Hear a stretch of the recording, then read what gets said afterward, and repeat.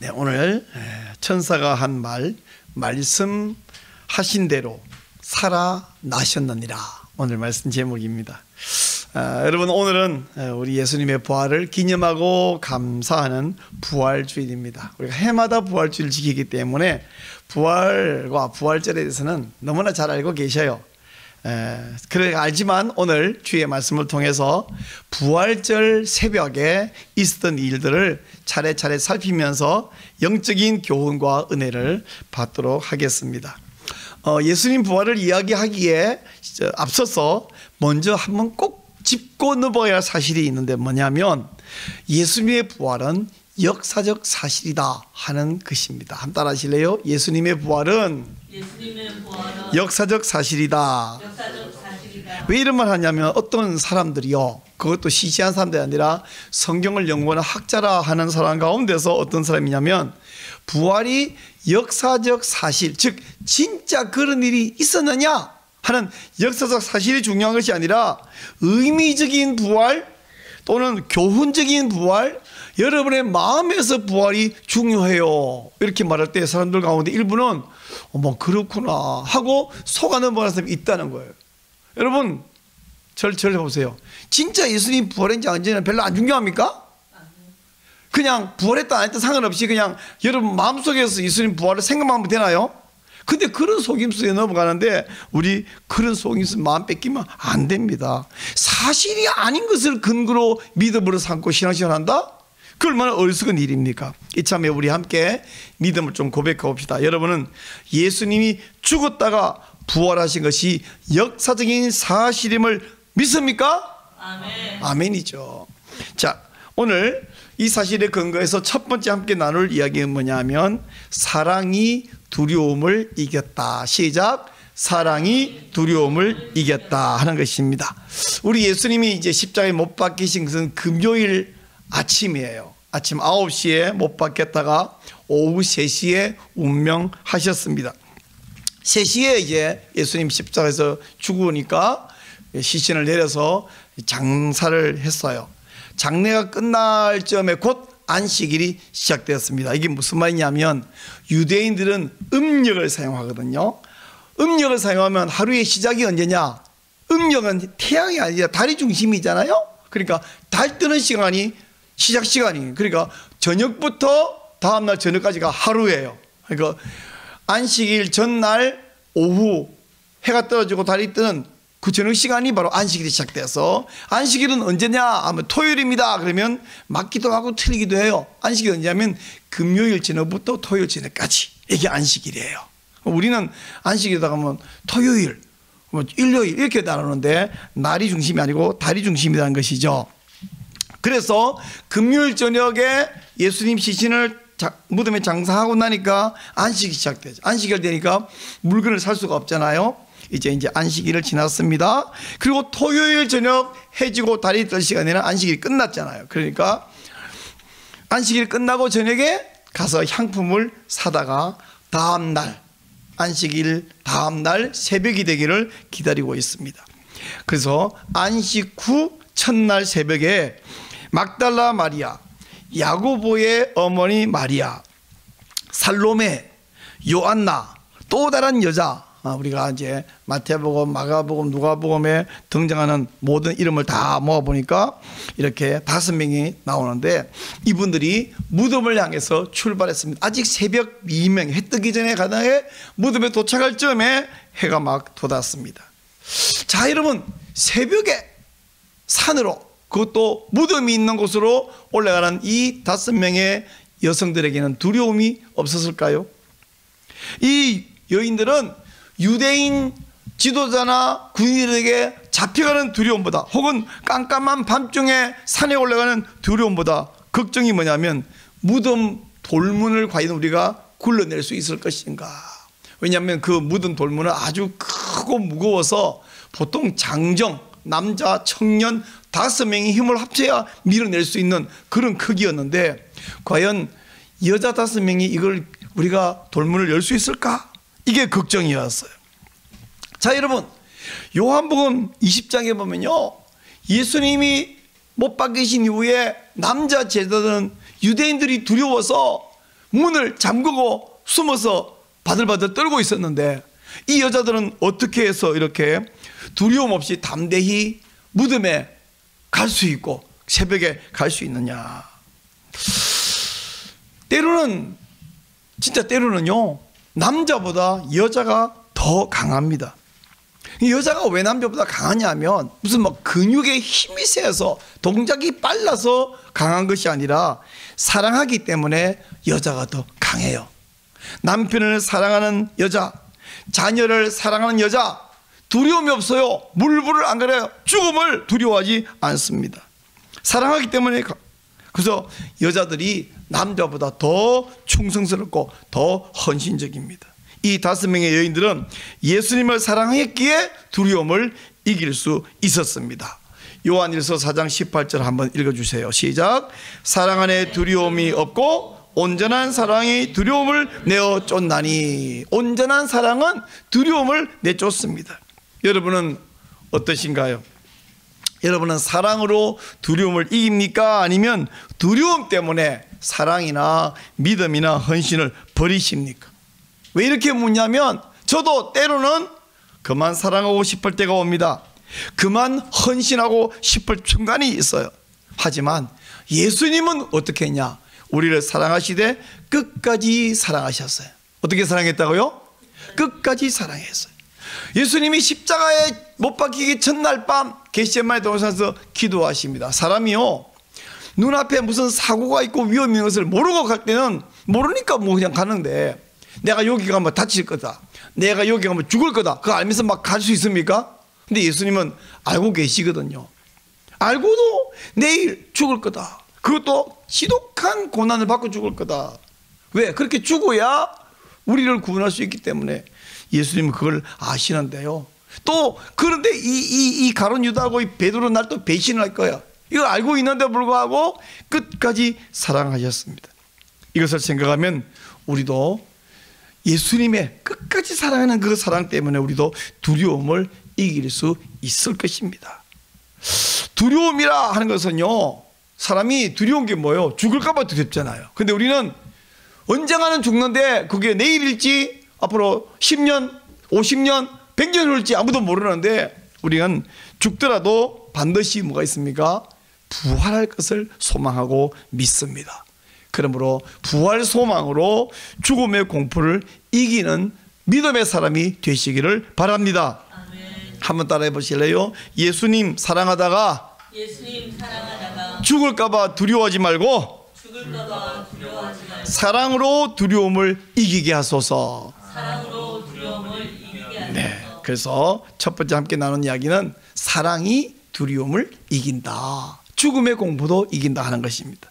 오늘 두 번째 나눌 말씀은 무덤은 비어 있었다라고 하는 사실입니다. 예수님의 장례식을 누가 치렀냐면요, 아리마대 사람 요셉이라는 사람하고 옛날에 예수님 찾아왔던 니고데모라는 바리새인이 있죠. 그 바리새인 니고데모하고 아리마대 사람 요셉하고 이 두 사람이 장례를 했습니다. 근데 아리마대 요셉은 부자예요. 그래서 자기를 위해서 새 무덤을 파서 준비를 해놨어요.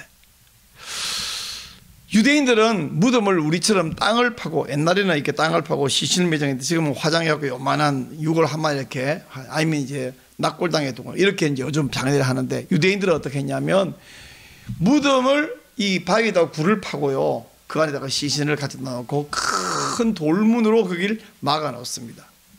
그렇게 뒀다가 얼마 후에 다른 가족이 만약에 몇 년 후에 또 죽으면 그 속에 아까 뒀던 뼈는 모아가지고 상자에 담아서 그 옆에 있는 그 구멍에다가 넣어놓고 여기 돌판 위에는 또 다른 시신을 갖다 놔요. 이렇게 해서 가족들이 되도록 그 무덤에 계속 들어가서 장사를 하는 거예요. 근데 요셉은 자기 조상 대대로 오던 무덤이 이제 포화 상태가 되겠죠. 그 구멍 뚫어가지고 넣는 것도 한계가 되고, 부자니까 자기로서 새로운 무덤을 마련했는데 자기가 첫 번째로 거기에 묻히고 그 후에 또 후손들이 묻히도록 새 무덤 준비했는데, 사실 무덤 하나 준비하는 게 돈이 적게 들겠습니까? 많이 들죠. 근데 이 새 무덤에 자기가 준비한 무덤을 예수님께 바친 거예요. 예수님 시신을 거기다가 장사를 했어요.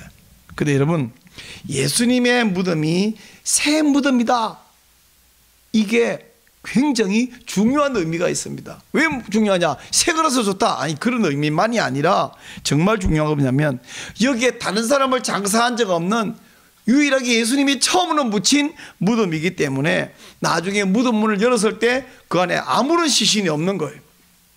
빈 무덤인 것입니다. 예수님이 묻힌 무덤에 무덤이 비었다.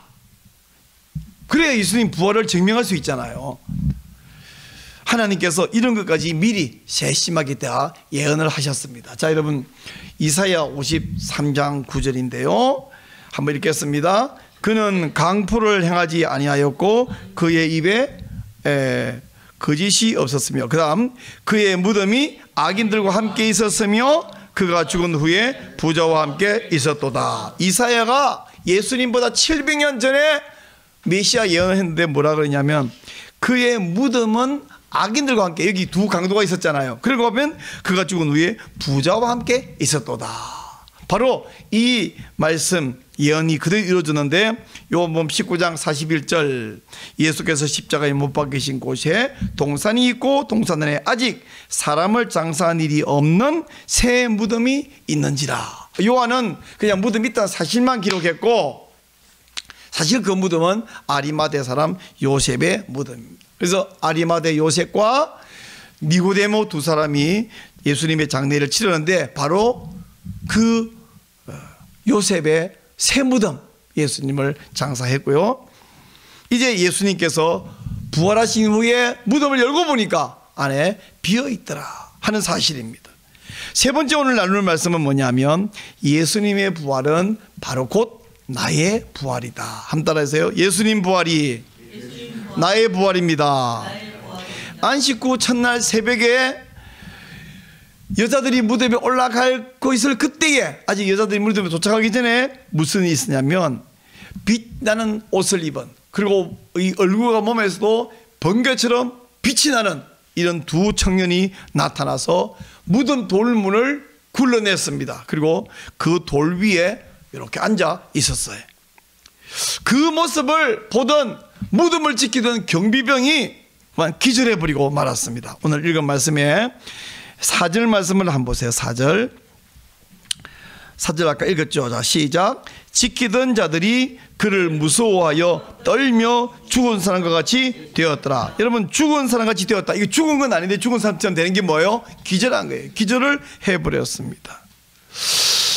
자, 우리 오늘 28장을 읽었는데 그 바로 앞에 27장 66절을 보면요, 27장 66절을 보면, 빌라도가 이르되 너희에게 경비병이 있으니 가서 힘들어 굳게 지키라 하거늘 그들이 경비병과 함께 가서 돌을 인동하고 무덤을 굳게 지키니라 말했어요. 무슨 얘기냐면, 대제사장과 바리새인들이 빌라도에 가서 저 오늘 무덤에 묻은 저 예수가 사흘째에 살아날 거란 말을 평소에 여러 번 한 것을 우리가 알고 있어요. 그러니까 사흘째 되는 그때에 아마 제자들이 와서 시신을 딱 훔쳐가고는 우리 선생님이 부활했다, 그를 걱정이 됩니다. 그러니까 저기 좀 경비병을 세워서 좀 지키십시오. 그랬더니, 아니 뭐 내가 지키냐, 니네들 경비병이 있으니까 니네들 지켜라. 알았어요. 그리고는 대제사장의 이름으로 거기다가 봉인을 해놓고 경비병에서 지켰는데, 이 사람들이 기절해 버렸어요. 여러분, 아무리 유대 사회에서 가장 이름이 높은 대제사장 이름으로 인봉을 한다고 하더라도 전능하신 하나님의 능력을 어찌 그들이 막는단 말입니까? 아무리 경비병들을 막 칼 들고 창 들고 지킨들 어떻게 하나님의 능력을 막으며 천사의 등장을 막는단 말입니까? 그래서 우리는 이렇게 찬송하잖아요. 헛되이 지키네 예수 내 구주, 헛되이 봉하네 예수 내 주. 그 봉한 것이 헛된 봉한 것이고 지킴이 헛된 지킴입니다. 여인들 5명의 여인들이 무덤에 갔을 때는 그때 막 천사들이 내려온 게 아니라 이미 천사들이 도착해서 돌문을 열어놓고 있었습니다. 그리고 여인들이 와서 돌문은 열려 있고 경비병들은 지금 기절에 널브러져 있고 무덤은 붕 뚫려 있고 천사가 있고 낯선 두 남자가 있고 어리둥절하겠죠. 그때 천사가 말했습니다. 28장 6절에 보니까 그가 여기 계시지 않고 그가 말씀하시는 대로 살아나셨느니라. 그가 누우셨던 것을 보라 말씀합니다. 자, 여러분, 천사 둘이 와서 무덤의 돌문을 열었는데 이거 착각하시는 분이 계십니다. 착각하면 안 되는 것이 무덤 돌문을 연 것은요, 예수님이 나오시게 하려고 돌문을 연 것이 아니에요. 무덤 돌문을 열었을 때 안에 예수님이 있었게요, 없었게요? 무덤 돌문을 열었을 때 안에 예수님 없었어요. 맞아요, 지사님, 없었어요. 이미 돌문을 열기 전에 예수님 부활해서 속된 말로 사라져 버렸어요. 나중에 베드로가 와보니까 뭐만 있습니까? 시신 둥둥둥 감았던 그, 우리로 말하면 수인데 그 사람들은 일종의 미일에서는 감았던 그것만 거기 있는 거예요. 예수님은 없어요. 결국은 예수님이 나오게 하려고 무덤을 열은 것이 아니라 그 안에 예수님 시신 없음을 보여주려고 열은 것입니다. 복음서 성경 어디를 봐도 무덤을 열고 나니까 예수님이 뚜벅뚜벅 걸어 나왔다 그런 말이 성경에 없습니다. 여러분, 우리 예수님이 부활하셨을 때는요, 돌문을 열어야만 걸어 나올 수 있는 그런 몸이 아니에요. 예수님은 우리가 만질 수도 있고, 여기 여자들도 예수님의 발을 붙들고 경배했다 그러는데, 나중에 도마가 이 못자국 만져봐라 이렇게 도마에게 예수님 말한 거죠. 또는 여기 먹을 거 있느냐, 그 음식을 드실 수도 있는데, 그러나 먹을 수도 있고 만질 수 있는 예수님이지만 문이 닫혔는데 갑자기 등장했다가 갑자기 사라져버린 도 있는, 그러니까 예수님은 만질 수 있는 몸이 있어요. 그러나 물질을 통과해버리는 신비로운 몸이죠. 그러니까 돌문이 닫혀있다고 못 나오시는 예수님이 아니란 말씀이에요. 근데 이게 굉장히 중요하지만 더 중요한 거 한 가지 뭐냐면, 예수님이 부활하신 신비로운 몸이 장차 우리가 예수님 재림하실 때에 부활하거나 또 살아있다가 변화될 몸이 예수님처럼 그런 신비로운 몸으로 변화될 것이라는 얘기입니다. 지금 우리 안지사님 편찮에 있어서 예배도 못 나오시고 너무 마음이 아픈데, 또 우리도 때로는 여기도 아프고 저기도 아프고 한데, 우리가 예수님 재림할 때는 예수님 부활체처럼 신비로운 몸으로 부활을 되고 변화될 것이 우리의 소망이고, 이것을 여러분 믿으시기 바랍니다. 고린도 전서 15장 44절 이렇게 말씀합니다. 육의 몸으로 심고 신령한 몸으로 다시 살아나나니 육의 몸이 있은즉 영의 몸이 또한 있느니라 말씀하여. 여러분, 우리가 반드시 주님의 능력으로 죽음을 이기고 영광스러운 몸으로 부활하는 것을 믿으시기 바랍니다. 아멘. 예수님 재림하실 때 천사장의 나팔 소리가 울려 퍼지면 죽은 자가 일제히 부활합니다. 그러므로 우리는 죽음도 절망이 아니에요. 데살로니가 전서 4장 16절 같이 읽겠습니다. 시작. 주께서 호령과 천사장의 소리와 하나님의 나팔로 친히 하늘로 쫓아 강림하시리니 그리스도 안에서 죽은 자들이 먼저 일어나고 천사들을 세계 만국 모든 곳에 보내어 구원 얻은 성도들을 모으리. 그잖아요. 자, 오늘 네 번째 함께 나눌 말씀은 뭐냐면, 보고 믿는 것이 아니다라는 사실입니다. 따라하세요. 보고 믿는 것이 아닙니다. 세상에 보고 믿겠다, 이거 굉장히 확실한 것 같지만 조금만 생각해 보면 그렇게 어리석은 말일 수가 없어요. 예수님이 부활하는 것을 5명의 여자들은 봤습니까? 못 봤습니까? 부활하는 모습을 본 게 아니에요. 베드로나 제자들도 예수님이 부활하는 모습을 본 게 아니에요. 예수님 부활은 이미 돌문 여니까 예수님 거기 안 계셨다니까. 부활하셨죠. 여자들이 본 것은 무덤이 열려 있다는 것과 무덤이 비어 있다는 것, 그걸 보았고, 들은 것은 천사들이 말합니다. 그가 말씀하신 대로 살아나셨느니라. 이미 과거형. 본 것과 들은 것은 무덤이 비었다, 그리고 천사들이 말하기를 예수님 부활했다. 이 두 가지입니다. 그리고는 이들이 이 말을 듣고도 어리둥절했으니까 빨리 가라. 여기 어리둥절 있지 말고 가서 뭐 하라고? 제자들에게, 다른 사람들에게, 예수님 부활한 거 모르는 사람에게, 예수님 부활한 거 안 믿는 사람에게 가서 예수님 부활했다고 외치고 증언하고 전달하라고 이야기했습니다. 7절 말씀해 보니까 또 빨리 가서 그의 제자들에게 이르되 그가 죽은 자 가운데서 살아나셨다. 가서 이야기하라고 했어요. 그래서 이 사람들 8절 보니까 여자들이 빨리 다름질해요. 산에서 내려갈 때 막 뛰어가면 굉장히 위험해요. 그죠? 그래서 아침 이른 새벽인데 그러나 이들은 빨리 다름질해서 나아갔습니다. 자, 이처럼 예수님의 부활은 그가 부활하는 모습을 보고 믿는 것이 아니라 듣고 믿는 것이다 하는 사실이에요. 예수님 평소에 제3일에 살아나리라 말씀하셨잖아요. 그리고 이거 기억하고 있는 것입니다. 우리는 예수님이 하신 약속과 증언을 듣고 믿는 것이 참 믿음이지 내 눈으로 본 것만 믿겠다 말이 안 되는 것입니다. 우리 예수님은요, 그분 자체가 말씀이에요. 여러분 요한복음 1장 1절에 이렇게 말합니다. 태초에 말씀이 계시니라. 이 말씀이 하나님과 함께 계셨으니 이 말씀은 곧 하나님이시니라. 예수님에 대해서 이야기하는데 예수님은 자체가 말씀이에요.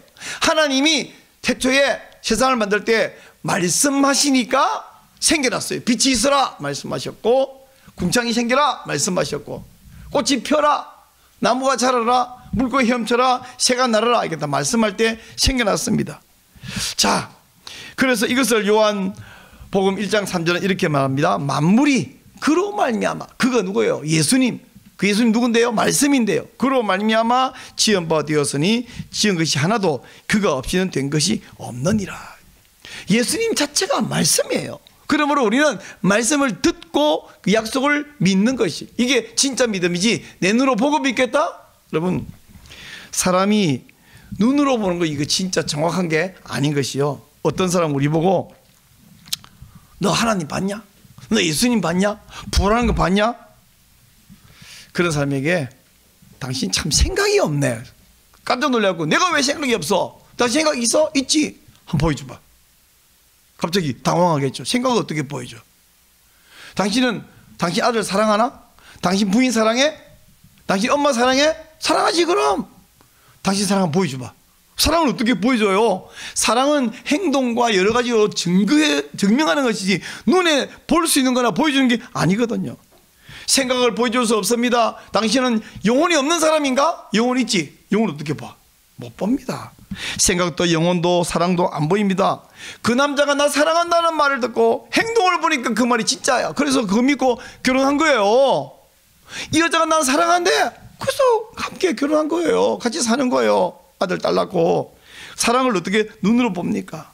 여러분, 지금 우리가 말하고 있는 이 공간에 사실은 우리 눈에 안 보이지만 전파가 가득 차 있는 거 아시죠? 그래서 아무데나 스마트폰 꺼가지고 하면 잘 터지잖아요. 전파가 가득 차 있어요. 또한 전기선에 눈에 보면 아무것도 없는데 전기 흐르는 전선하고 전기 안 흐르는 전선하고 차이가 있어요? 똑같아요. 전선을 보면. 그러니까 가끔 감전사도 나죠. 전류가 흐르는 거 안 보입니다. 지금 우리가 생각 없이 앉아서 계속 숨쉬고 있는 공기, 이 공기와 산소 때문에 우리가 살아있는데 공기 보입니까? 안 보입니다. 근데 하나님과 하나님 말씀을 눈으로 보겠다? 아니요. 눈으로 보는 것이 아니라 믿음. 우리는 듣고 믿는 것입니다. 부활 소식을 빨리 전하라 그랬는데 이 빨리 전해야 되는 이유가 뭐냐면 믿기 힘들기 때문에 빨리 전하라 그랬어요. 믿기 힘드니까. 또한 이것이 온 인류를 살리는 말씀이기 때문에, 놀라운 소식이기 때문에 빨리 전하라 그랬습니다. 그러므로 우리가 부활 소식을 내가 믿으면 증거가 뭐냐면 다른 사람에게 말한다는 것이 증거예요. 여러분 보세요. 만약에 이게 좋은 거잖아요. 근데 요 앞에 오다 보니까 이걸 단돈 새 거를 단돈 10,000원에 판다 라고 합시다. 오다 보니까 10,000원에 팔아요. 진짜예요. 그래서 10,000원짜리라고? 보니까 멀쩡해. 아무리 봐도. 그래서 내가 2개를 샀어. 그럼 여기 와가지고 여러분이 이거 진짜 좋은 건데 이거 10,000원에 팝니다 라고 얘기할까 안 할까? 아니 이게 최소 50만 원 100만 원 줘야 되는 걸 진짜 만 원에 팔아. 진짜 가짜가 아닌 진짜를. 그러면 안 물어봤는데 말할까요? 말해요. 안 치는 사람한테 말할까요? 말해요. 이 엘리베이터 타고 어떤 사람한테 이거요 만 원에 팔아요. 여기 막 싸놓고 팔아요. 말할까 안 할까? 모르는 사람한테 한다니까. 신기한 거 있으면 말해요. 그죠? 오늘 여기 오는데 여러분 오다 보니까 막 눈이 5cm가 쌓였어. 여기 와서 눈 쌓였다라 말할까 안 할까? 이 지금 봄인데 부활절에 해요. 뭔가 놀라운 거 신기한 거 있으면 한다니까요. 근데 예수님의 부활은 시시한 거나 평범한 일입니까? 아니면 대단하고 엄청난 일입니까? 엄청난 일이에요. 근데 이 엄청난 일을 여러분이 안 믿으면 모르도 믿으면 남한테 말할까 안 할까? 한다고요. 결국 내가 믿냐 안 믿냐는 내 입으로 말하느냐 안 하느냐를 증명인데 여러분은 예수님 부활을 믿으십니까? 근데 모르는 사람한테 예수님 부활했대요. 나 그렇게 믿어요. 말해요 안 해요? 안 해. 그러면 안 믿는 거라고. 그럼 이제 믿으면 어떻게 돼요? 아는 사람한테 모르는 사람한테 예수님 부활하세요. 오늘이 부활주일입니다. 이렇게 얘기해야 돼. 이따 끝마치고 계란을 나눠줄 거예요. 그러면 계란을 한 개는 잡수시고 나머지 한 개는 남을 줘야 돼. 왜? 왜 계란이에요? 그러면 이 예수님 부활을 뜻하는 거예요. 왜 부활을 뜻하는데요? 계란이요. 하고 설명하면서 뭐 계란이 자신은 부활을 증명하는 건 아니고 그냥 상징물이 주면서 부활 이야기를 하라고 계란을 2개 주는 겁니다. 3개 주면 2사람에게 하라고. 물론 계란 없이도 이야기해야 되지만 뭔가 주면서 얘기하라는 것입니다. 자 여러분, 근데 예수님 부활 이야기하면 반드시 반응이 나타나는데 둘 중에 하나예요. 첫째는 그런 일이 다 있냐고, 무슨지 좀 자세히 알고 나도 믿지 않은 사람이 가끔 있는데 더 많은 사람은 에이 그런 게 어디 있어, 잘 모르는 건데 이상한 소리 하지 마, 이렇게 안 믿던 반응이 나올 텐데, 그럼 안 믿는 사람들이 주로 왜 안 믿냐 그러면 누가 봤냐 이거예요. 그런 사람에게 제가 마지막으로 대답할 말씀을 드리겠습니다. 마지막으로 함께 나눌 이야기는 뭐냐면 경비병 신자의 간증 이야기입니다. 이야기는 지금 간단하게 말하고 오늘 설교를 마무리할 텐데 자세하게 제가 소설처럼 써서 오늘 주보에 써놨거든요. 주보에 쓴 칼럼을 어제 밤에 제 카페에 올렸더니 140명이 지금 읽었어요. 지금 확인해 보니까 나중에 자세히 읽기로 하고 지금 간단하게 말씀드리겠는데, 자 천사의 나타남을 보니까 얼굴에 막 번개처럼 빛이 나요. 옷은 하얀색보다 더 하얗게 옷에도 빛이 나요. 그리고 이 사람들이 오더니 5명의 장정이 영차 해야 되는 이 무거운 돌을 무슨 스티로폼처럼 씩 옮기는 거예요. 그 모습을 보고 있던 경비병들이 어떻게 했다고? 기절해 버렸습니다. 한참 후에 이제 깨어나서 보니까 천사가 사라지고 없고요. 뭐 여인들이 왔다 간 일은 그 사람들은 모르겠죠. 그리고 돌문은 여전히 열려 있고요. 그 안에 보니까 자기들이 지금 어제 시신 지키라고 특명을 받고 와 있잖아요. 근데 시신이 없는 거예요. 근데 이 훔쳐가는 사람들이, 훔쳐간지 어찌 모르지만 시신이 사는데 시신을 동동동 감았던 그 수구는 그냥 있어. 이게 무슨 일이야? 어리둥절 놀랬을 뿐 아니라 큰일 났어. 왜? 우리는 시신 지키라고 여기 와 있는데 시신을 못 지킨 거예요. 문이 열렸고 누가 가져가 버렸습니다. 뭐 부활했다는 것은 그건 잘 모르겠지만 가져가 버렸어요. 큰일 났어. 일단 죽든 살든 보고를 해야 되겠다. 혼나더라도 맞더라도 죽더라도 가서 대제사장에 보고를 했는데요. 우리 이제 죽은 목숨이다 생각하고 보고했겠죠? 근데 대제사장의 반응이 아주 뜻밖입니다. 죽이는 것도 아니고 벌을 주는 것도 아니고 야단을 치는 것도 아니고 갑자기 돈을 주는 거예요. 조금 주는 게 아니라 평생 만져본 적 없는 큰 돈을 주는 거예요. 주면서 얘들아 이거 받고 가서 시내 다니면서 사람들에게 우리가 무덤 지키다가 깜빡 졸았더니 그새 제자들이 와서 예수의 시신을 훔쳐 가버렸수다 하고 소문을 내고 다녀라. 자 여러분, 이게 말이 안 됩니다. 왜 말이 안 되냐면요, 제가 국민학교 1학년 때 어느 날 선생님이 이제 그때는 애들이 막 60명 70명이 떠들 까불고 이러니까 벌을 준다고 다 같이 손들어, 애들이 다 손 이렇게 들었어요. 눈 감아! 눈 감았어요. 그래서 가만히 눈 감고 가만히 있어요. 하도 떠드니까.